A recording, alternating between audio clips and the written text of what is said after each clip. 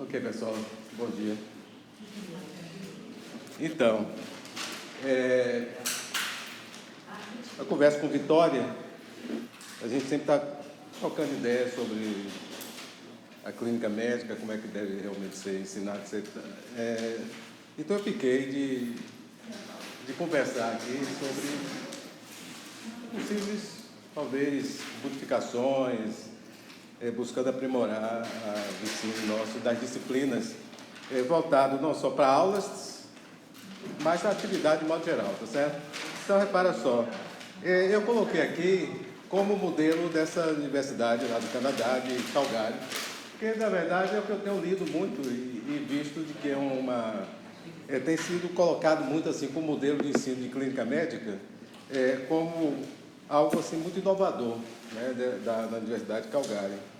E, então, a gente vai trazer coisas aqui, não só basicamente da Universidade de Calgary, mas também a própria experiência nossa, ao longo dos anos aqui também, ensinando clínica médica. Então,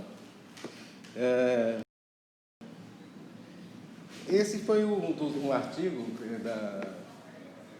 que foi publicado na revista de Educação Médica sobre o desenvolvimento do modelo Na verdade, nesse artigo é voltado para o modelo de ensino de clínica médica, mas a Universidade de Calgary ela tem toda essa estrutura muito semelhante, voltada para o ensino de medicina, assim, de modo geral.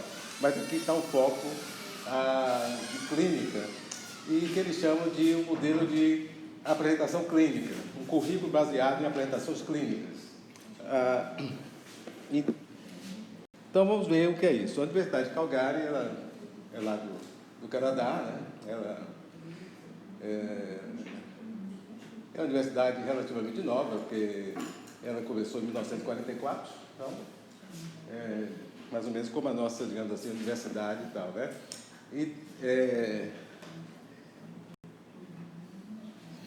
Todo modelo, quer dizer, tem essa parte voltada mais para realmente o ensino de medicina, então, dentro da faculdade de medicina, e tem a filosofia operacional, né? O ensino assim, de clínica de 3 anos, de um programa de 3 anos, né? Baseado em apresentações clínicas,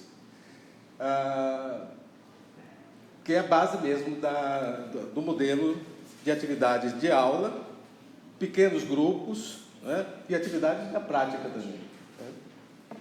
Seguindo esse modelo. Tem uma lista, eu posso passar depois, vocês entrando, Universidade de Calgary, ensino clínica, tem essas coisas todas, estão na internet. Tem algum material até impresso aqui, vocês podem depois pegar, dar uma olhada. Mas existindo, acho, interesse nosso, do departamento, de buscar modificações, eu acho interessante a gente ver o que é que está sendo colocado e como é realmente esse modelo. Obviamente, as coisas são adaptadas para as nossas circunstâncias, né? Mas eu peguei aqui, eles colocam os 10 objetivos educacionais maiores, não está aqui na ordem que está lá listado, né? Mas eu peguei assim, algumas coisas. Existe muita preocupação de não ter essa dicotomia entre o que se chamaria ensino básico, né, e clínico, digamos assim. Uma integração é buscada, né? Demonstrar, no segundo ponto aqui, o conhecimento de conceitos fundamentais em prevenção de doença, né, promoção de saúde, né, não só a nível individual, mas a nível populacional. Demonstrar a iniciativa educacional de educação permanente, quer dizer, o indivíduo adquirir a atitude de continuar buscando conhecimento, né? Então, ele não termina o curso ali com toda a carga de conhecimento, obviamente, mas é fundamental. É um princípio, né? Mas é importante buscar formas, né, de que o indivíduo realmente ganhe esse tipo de atitude, ganhe conhecimento, para que possa ser o gestor do seu conhecimento ao longo dos anos, né, de prática da medicina, formular questões clínicas e aplicar uma forma, né, de aplicar evidência na solução desses problemas, né? Eu pensei algumas delas, né? Essa questão eu acho muito interessante, muito importante, da atitudes para a autogestão do conhecimento ao longo do tempo, que é a educação permanente, né? O indivíduo crítico, a prática ser geradora de questões, buscar evidências para isso. Quer dizer, acho que isso é uma coisa fundamental para se adquirir isso enquanto se aprende medicina. Existe lá um chamado Black Book, né? Está na internet, tem 300 e tantas páginas esse Black Book, que eles chamam. Mas é interessante que vocês vão ver o seguinte, quer dizer, como o ensino é baseado em apresentação de casos, então o que você vai ver de listagem de problemas, né? E o que daquelas listagens de problemas, o que é que você deve ter de objetivo, uma coisa importante, quer dizer, qual o objetivo educacional de cada aula, né? De cada atividade, né? Como isso vai ser avaliado, o que é que você quer no final de cada aula, etc. Tudo isso é colocado, né? Quer dizer, o indivíduo que vai, ou as pessoas que vão estar envolvidas, porque a coisa é muito multidisciplinar, né? Como a gente vai colocar aqui, quer dizer, você vai ter uma atividade de que planejou aquela atividade, não foi basicamente só um pneumologista, né? Mas o caso vai suscitar uma abordagem que vai envolver, inclusive, doenças que podem vir de várias áreas, né? Para se encaixar dentro de um determinado caso. Você pode ter um caso clínico na área, digamos aqui, mais voltado para ciência cardíaca, né? E toda a ordenação do que é que chegar no fim, o que é que realmente é interessante ver, por exemplo, o que é que vai se destacar, por exemplo, diagnóstico diferencial, relacionado com um paciente que chega com uma condição daquela, que na verdade pode não ser nem ciência cardíaca, mas pode ter uma manifestação clínica que leva à possibilidade de ciência cardíaca. Cada um desses, digamos assim, seria um problema que vai ser abordado e com todas as particularidades do que quer atingir na atividade. Por exemplo, aqui, só para pegar, por exemplo, se o quadro clínico se destaca, por exemplo, um racho de pele, né? O que seria interessante nessa abordagem se alcançar em termos de avaliação de uma situação em que racho cutâneo é a apresentação clínica desse paciente. Então, o princípio é esse aqui. A forma como as informações são armazenadas, né, e usadas quando necessário, é mais importante que a quantidade armazenada de informação no desenvolvimento do raciocínio clínico. Né? Quer dizer, não é sopar o indivíduo realmente um conhecimento, por exemplo, uma aula de ciência cardíaca e você vai lá, etc. e tal, mas o indivíduo pode, na primeira situação que ele vê um indivíduo com dispneia nos esforços, etc. e tal, ele pode dizer assim, olha, eu tenho uma aula de ciência cardíaca, mas quais são as outras coisas que podem entrar no diagnóstico desse indivíduo, etc. Quer dizer, a aula pode não dar essa condição do indivíduo, quer dizer, uma abordagem que leve ao indivíduo fazer contrastar, né? Deixa eu pegar aqui a lista. É talvez mais interessante, quer dizer, não é a quantidade, mas a maneira como o indivíduo armazena e a maneira como o indivíduo utiliza esse conhecimento à medida da necessidade que aparece, né? Nos últimos... Esse é um artigo recente, quer dizer, relativamente recente, que saiu no New England Journal of Medicine, e que eu acho esse artigo muito interessante, que são estratégias educacionais de promoção de raciocínio diagnóstico, né? Quer dizer, voltado mais para a questão de diagnóstico, etc. Mas a gente pode, obviamente, extrapolar aqui em termos de abordagem clínica, realmente, de modo geral, né? Porque aí vai tratamento, prevenção, educar as pessoas, isso tudo cabe dentro desse tipo de abordagem. O que ele fala desse artigo?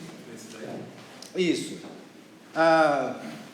Um ponto interessante desse artigo é o que é colocado como problem representation, achando que isso é uma coisa importante, por exemplo, no desenvolvimento, não só no desenvolvimento da capacidade do indivíduo de discernir diagnóstico, não é? Mas de você organizar atividades. A representação de problema é o que a gente faz na prática, né? Porque quando você tem um caso complexo, você consegue colocar esse caso complexo em uma sentença, né? Que são as coisas básicas de que tem nesse caso. O que significa isso aqui? O problem representation, né? Que é muito destacado nesse artigo do New England, a maneira como o indivíduo tem, quer dizer, de coloque as coisas, todas elas, de uma forma bem sintética.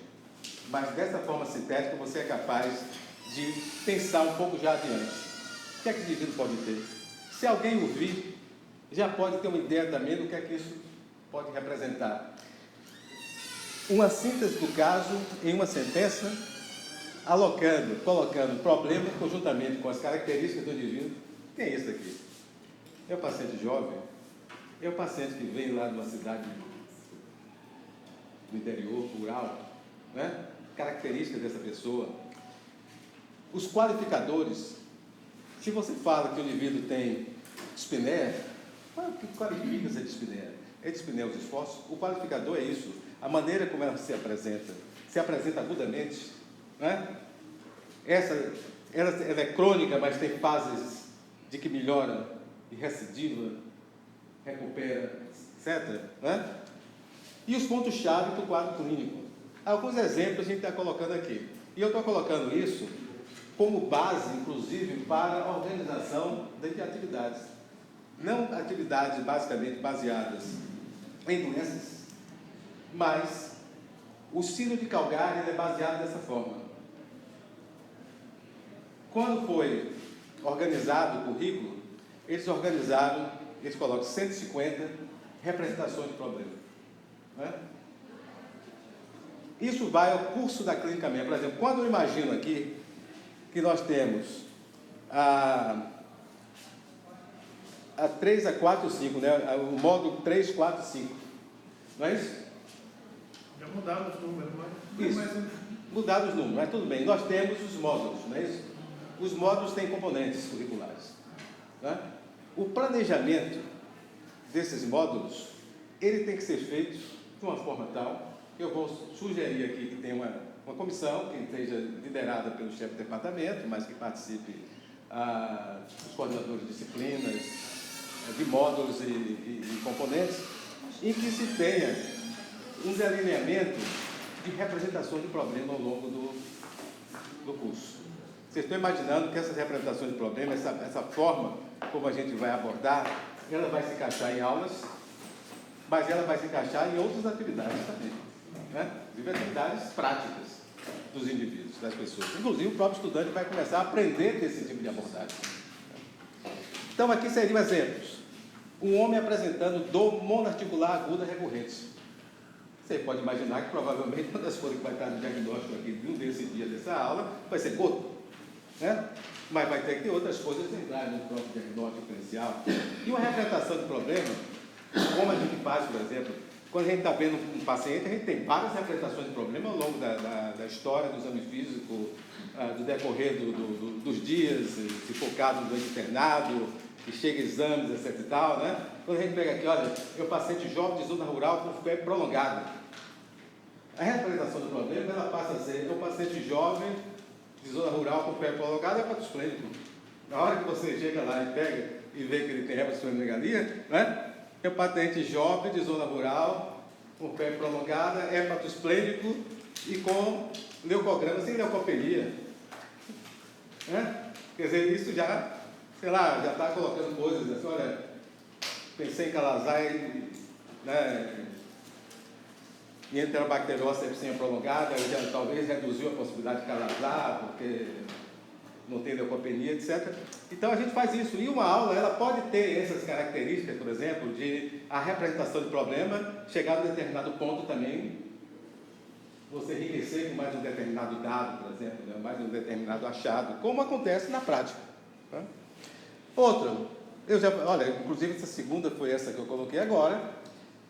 Uma terceira, um exemplo, mas um paciente com febre alta, faringoamigdalite aguda, acompanhada de adenomegalia e esplenomegalia moderadas. Sei lá, ali vai mononucleose infecciosa, mas a fase aguda de AIDS, por exemplo, pode entrar, E você, uma série de coisas podem entrar nesse ponto. Eu não ia dar uma aula basicamente de mononucleose infecciosa, né? Isso vai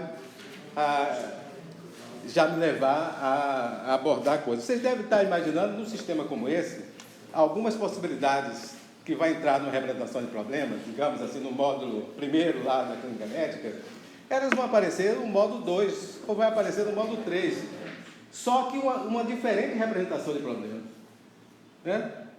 Vocês imaginaram que várias coisas que estão mais do dia a dia de vocês, de todos nós, e que a gente pensa naquela condição quando a paciente apresenta com febre e quando o paciente apresenta sem febre, né? Uma foi a pé prolongada, a outra porque ele estava com esplenomegalia, né? A mesma condição pode aparecer duas vezes em diferentes representações de problema. Isso é extremamente importante para o indivíduo, para o desenvolvimento do raciocínio clínico.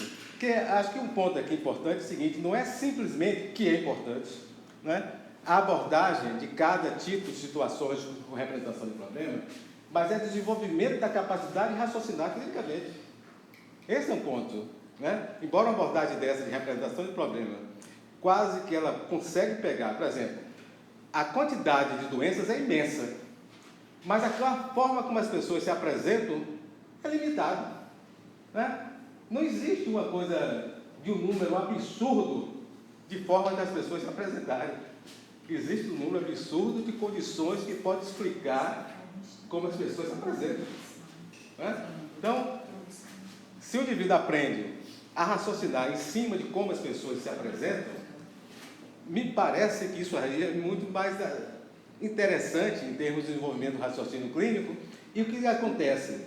Em Caligari, esse modelo termina sendo abordar maior número de doenças do que o convencional, né? Porque elas vão aparecer nas representações de problema, né? Como é que vai ficar difícil um currículo ser baseado, por exemplo, em doenças e abordar um número imenso de doenças que existem, né? Mas elas podem aparecer quando eu estou colocando casos, né, ou representações de problemas, né? A quarta ali, mulher jovem, sexualmente ativa, com poliartrite aguda, que evoluiu com oligoartrite associada com pústulas, né? Poderia, talvez, no início de uma apresentação dessa, tirar as pústulas, por exemplo, não entrar na apresentação do problema, né? Que aí já dá, talvez, uma coisa muito dirigida para artrite gonocócica, com mais facilidade, etc. e tal, mas isso pode aparecer numa segunda parte, por exemplo, da representação do problema. Esse é do artigo do New England, né, que é esse que eu falei. Eu acho um artigo interessante para leitura, né? Mas algumas estratégias, por exemplo, se essa representação do problema levou a pensar nessas possibilidades, por exemplo, né, de gota, né? Foi aquele paciente com a dor homem aguda, né, pegando uma articulação, né, podia ser um pododáctilo, por exemplo, e com ela recidivante, se pensou em gota, mas outras possibilidades, pode ser até com menores, mas então uma artrite infecciosa, osteoartrite, né? Então, quando se faz um venograma desse, você vai ver que tem coisas que vão convergir, né? Elas vão convergir. Elas estão na representação do problema. Quando tem aqui a representação do problema, muitas dessas coisas que são ditas aqui na representação do problema, elas convergem, né? Os pacientes podem ter todas as suas situações que dão dor articulares, né? Você comentou febre com dor articular, etc. e tal, pode acontecer nelas, etc., né? Mas tem condições de dados, de achados da história, do exame físico de laboratório, que acontece só em duas delas. Elas podem, portanto, ajudar na discriminação, reduzir a quantidade de uma, mas elas não são, digamos aqui, exclusivas delas. Mas deve ter situações que são mais específicas de uma determinada condição, né? Então, e tem condições de achados que ele presente reduz muito a possibilidade de uma determinada condição, né? Uma outra forma, essa seria a forma de representar com o venograma. A outra forma seria apresentar como tabela, né? Então, nessas tabelas, por exemplo, peguei aquele caso que pensou em Calazar, enterobactose septicemia prolongada, um linfoma no Hodgkin, né? Essa é uma forma de se colocar, que eles chamam assim de tríade diagnóstica. Não é obrigado a ser tríade, né? Você pode colocar aqui 4, né? A tríade facilita o fenograma, né? A colocação em termos de fenograma, 3 situações, que você pode usar isso por meio didático mesmo, né? Abordar aquelas que parecem didaticamente mais interessantes no trabalho com o raciocínio diagnóstico, né? Mas pode aparecer, durante a própria desenrolar, por exemplo, da atividade, alguma outra quarta, por exemplo, né? Mas o que é que está aqui colocado? Colocado itens que são considerados importantes dentro do raciocínio clínico, momento diagnóstico, né? Que seria os aspectos epidemiológicos. Como é que eu diferencio, por exemplo, cada uma dessas condições? Existem dados demográficos, fatores de risco, que podem ser mais peculiares para determinada condição. O segundo ponto, a forma como elas se apresentam ou a forma como evoluem. Pode ajudar na discriminação. Outro aspecto seriam os aspectos mais de achados clínicos, achados laboratoriais. Um quarto ponto, que não está destacado aqui nessa tabela, mas seria a fisiopatologia. Você tem a possibilidade também de discutir Calazar. O que é Calazar? Qual é a patogênese relacionada com Calazar? Da mesma forma com a enterobactose septicemia prolongada e com linfoma, né? Uma outra coluna poderia ser tratamento e prevenção, né? De cada uma dessas condições. Então, repare que numa abordagem como essa, você não está dando aula apenas de Calazar, mas está fazendo uma atividade em que você pode contrastar 3 ou 4 situações em vários aspectos. O que é que eu vejo aqui de vantagem? O indivíduo vai começar a fazer uma seleção de informações que são informações mais relacionadas a lhe ajudar a pensar, né? Em lugar de ter uma quantidade grande de dados, de informações na sua mente, em que a gente sabe que muitos deles são rapidamente perdidos, principalmente quando não existem correlações, né? Quando você não entende alguma coisa, aquela coisa, na prática fixa mais, né? Viu o doente, tem a imagem fotográfica, né, do tato, do que for, quer dizer, do falar, isso aí, sem dúvida nenhuma, é o que mais fixa. Mas se cada atividade que eu faço, eu ajudo nesse aspecto, né? O quanto, muitas vezes, uma fotografia de um paciente ajuda, né? Viu lá uma hepatosplenomegalia imensa e isso assim, a Calazar, o indivíduo fica mais fixo aquilo, com mais facilidade, né? Então, essa forma, por exemplo, ele vai dizer, Calazar, quais são os aspectos epidemiológicos que ajudam mais a crianças, adultos jovens, contato com o vedor, o tipo de residência, enterobactose septicemia prolongada, um pouco mais adultos mais jovens, não tanto criança, e pacientes portadores de extosomose por hepatosplênica, geralmente, e tal, né? Linfoma, uma idade mais elevada e tal, né? A forma como evolui, né? Os sintomas são mais característicos de cada situação, né? O laboratório, pancitopenia importante, frequente, outro não tanto, tal. Ok? Então, foi o que eu falei, atenção. O quadro clínico da doença, quando a gente lê nesses artigos sobre raciocínio clínico, chama de illness script. A forma como se apresenta. Seria aquela maneira mais convencional de se apresentar, é o mais comum. Quando a gente ensina mais comum, né? Você aprende a raciocinar clinicamente, vai ver que na prática vão ter coisas que vai fugir daquele padrão ali. Mas eu acho que é fácil a gente conceber que você não vai ensinar pelo que é exceção, né? Então, o quadro clínico do illness script é aquilo que é mais típico de cada condição, né? Então, os aspectos de epidemiologia seria né? A forma como evolui, rapidez, a maneira como evolui, os achados clínicos são mais comuns. Lembrando que os achados clínicos são mais comuns. Tem achados que ajudam a você reduzir muito que aquilo seja uma probabilidade, porque você não espera que isso aconteça naquela determinada condição, e os mecanismos fisiopatológicos. Então, rapidamente eu posso passar, eu já comentei, variáveis da epidemiologia, demográficas, fatores de risco, a maneira como evolui, aguda, crônica. Lembre que na representação do problema, isso faz parte dos qualificadores. Os qualificadores nós colocamos lá, quer dizer, né? É um paciente, jovem, vem da onde, a maneira como a doença se apresentou, começou a ter as manifestações clínicas ontem, né? Então, a coisa aguda ou superaguda, né? Os achados clínicos são mais prováveis e a fisiopatologia, né? Deixa eu reduzir aqui. Então, naquela situação que eu pensei lá, calazar para você ser prolongada, quer dizer, quando fala volumose e hepatosplenomegalia, já foram achados que tenderam mais para aquelas duas condições de calazar ou enterobacteriose septicemia prolongada, mas tem quadros, achados clínicos que são mais, digamos aqui, característicos de uma determinada condição, como, por exemplo, a ausência de leucopenia, falando contra calazar e falando mais a favor de enterobacteriose septicemia prolongada, né? Bom, essa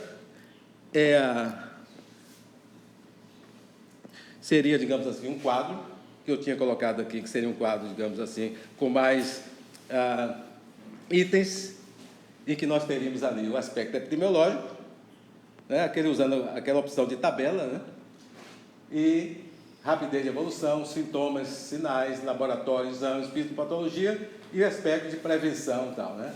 Então, essa condição ali, que foi aquela paciente jovem com poliartrite aguda, que evolui para oligartrite, poderia ser uma abordagem que se colocasse artrite colocócica, artrite séptica não colocócica, lúpus, febre reumática, né? E contrastando essas situações.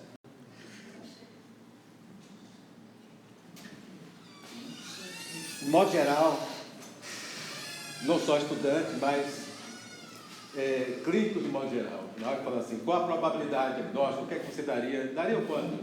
A sociedade com números já fica um pouco mais fora, digamos assim, do nosso pensamento, né? Mas assim, não, é o comum mesmo, né? Acho que a probabilidade é bastante alta, eu acho que isso aqui praticamente afasta, etc. Então, né?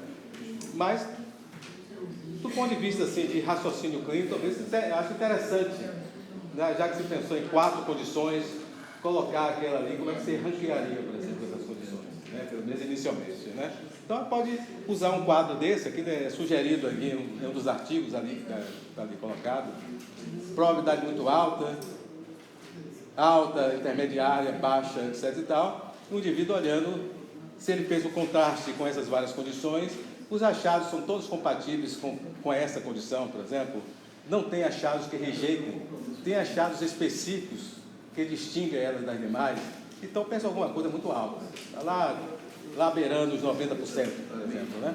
E você vai, essa probabilidade muito baixa, aquela condição que tem achados que rejeitam a condição, né? Reduz bastante a condição, que você não espera que tenha aquele achado naquela determinada condição, ela pode chegar a uma essa muito improvável.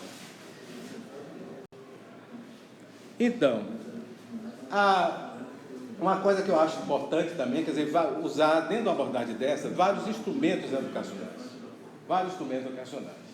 Então, um instrumento que eu acho interessante é o indivíduo, nas atividades, que são atividades que envolvem pacientes, né, o estudante, ele se aproximar o mais que você pode realmente da situação mais prática, né?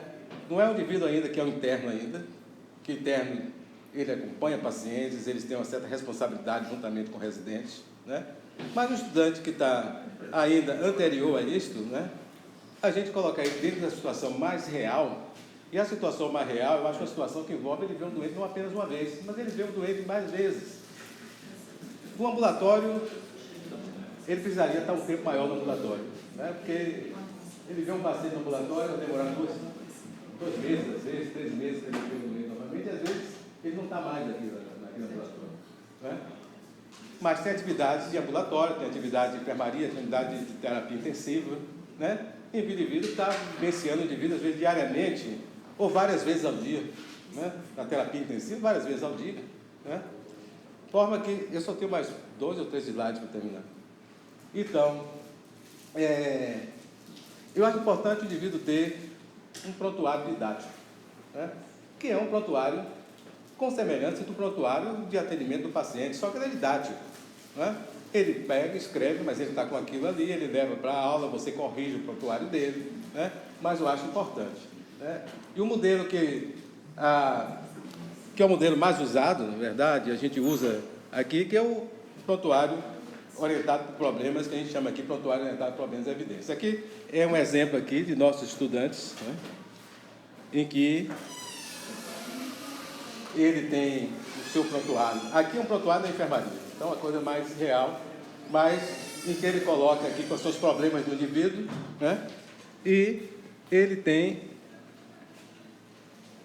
também a oportunidade de pensar dentro daquelas situações em que ele enumerou como problemas, que possibilidades podem explicar aquele determinado problema. Como ele evolui o paciente, ele pode ter uma avaliação dinâmica, né? O meu pensamento de hoje não é igual ao pensamento de amanhã, tem achados novos, etc. e tal. Então, isso é importante que ele tenha um item, por exemplo, de avaliação, né? Como é que ele vê esse caso desse paciente, né? Muda o pensamento diagnóstico, comprova o diagnóstico, o paciente está melhorando, está respondendo ao tratamento, etc. Né? Então, como eu imagino, nós temos módulos, que já mudou de número, mas não entendo. Importante aqui, eu quis colocar que existe módulos e componentes, né? E tem o internato, 1 e 2.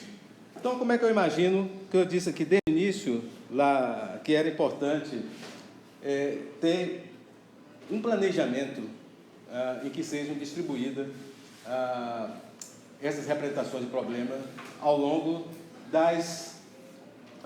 dos módulos e dos componentes, né? Tá.